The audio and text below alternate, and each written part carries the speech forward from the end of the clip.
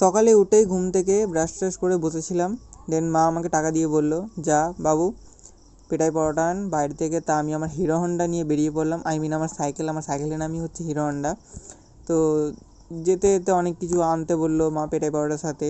তো সেইগুলো আনতে আনতে মোটামুটি আমার দম পুরো বেরিয়ে গেছে। এক তো সকালের দিকে ভালোই রোদ্দুর ছিল, যেরকম হালটা তোমরা আমার দেখতেই পাচ্ছ। তারপর মাঝ রাস্তায় যেতে যেতে একটা প্যান্ডেলও দর্শন করলাম, সেখানকার ঠাকুর দেখলাম, বেশ ভালোই হয়েছে। বাড়ি এসে তোমরা দেখতেই পাচ্ছ প্লেটে সাজিয়ে ফেলেছি, বা এগুলো সেকেন্ডের মধ্যে হাফ হয়ে যাবে।